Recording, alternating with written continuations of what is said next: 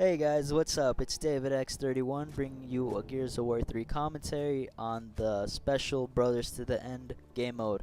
Now, this feature was last updated when the Forces of Nature downloadable content came out, and it's simply my favorite because before that, when I started playing it, the first time I played it, I noticed that it's starter weapons only, which means no bullshit sawed off or stopping power retro.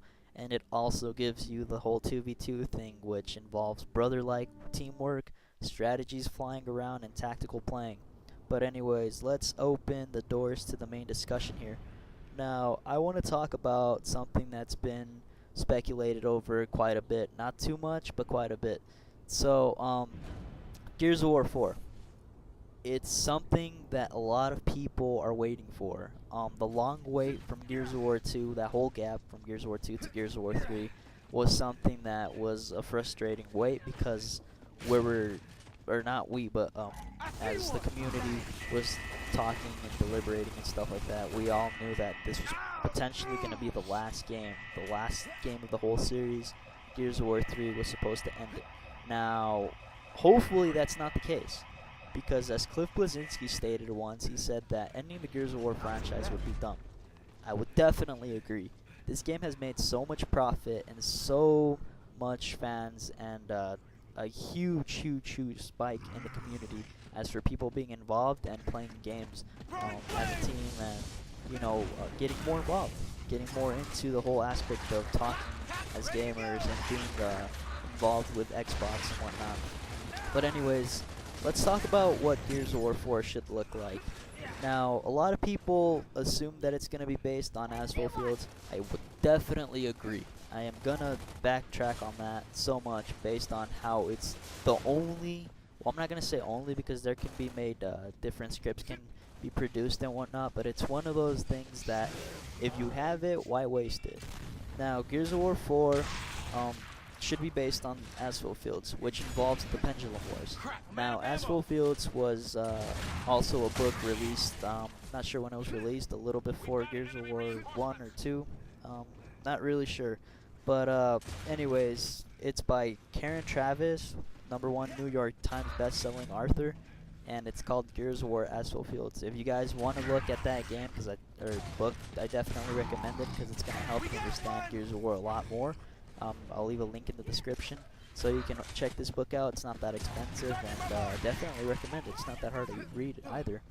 But anyways, I think primarily why Gears of War 4 is going to be focused on Asphalt Fields is because it's one of those games that's going to help you understand Gears of War a lot more. It's going to give you so much information and give you one of the best understandings of what Gears of War is, how Emergence Day happened, and why everything is like it is. Especially with Marcus and Dom's story, because in the game you notice that Dom and Marcus are very close, almost like brothers. And in this game mode, Brothers to the End was a chapter also in Gears of War 3.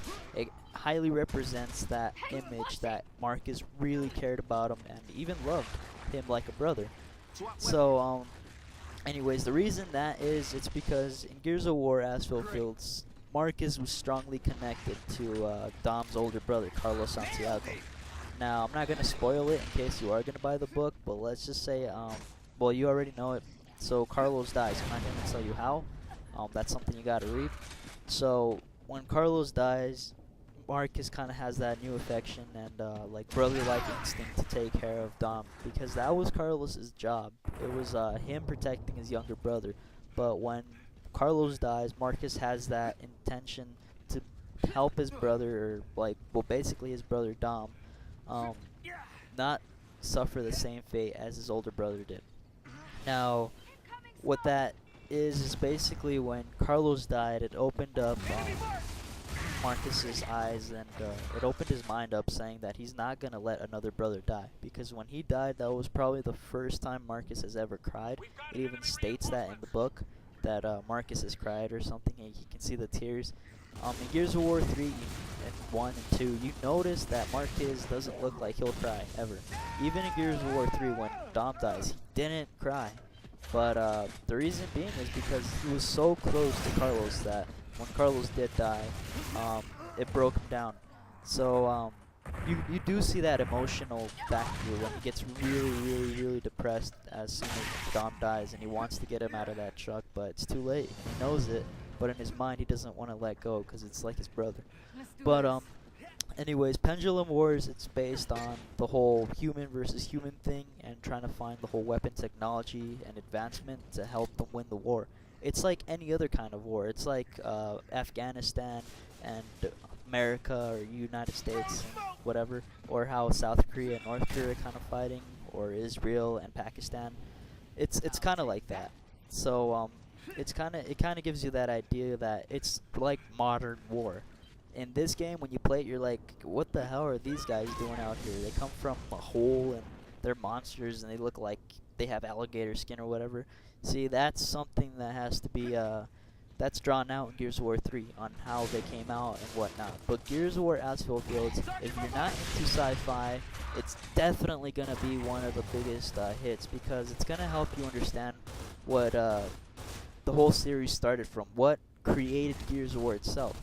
Asphalt Fields and the Pendulum Wars, it wasn't based on monsters, it was based on human versus human, so blood, flesh, and it's the same idea. You're killing the same person. It's basically bones and, you know, whatnot.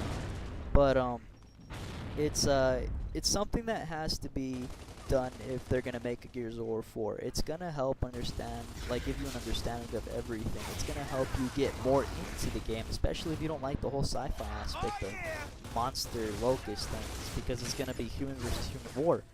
And if they do make this game, which I highly expect they will, since it will get a lot of I guess I would say reputation. It'll build up the reputation as well as build up the whole hype of the next Gears of War coming out. But seriously, it's a game, it's a book that you should look at first for the first part of it. It's gonna help you get into the game more, because once you read that book, you'll get a total understanding of if they make Gears of War 4, it has to be focused on Gears of War Asphalt Fields.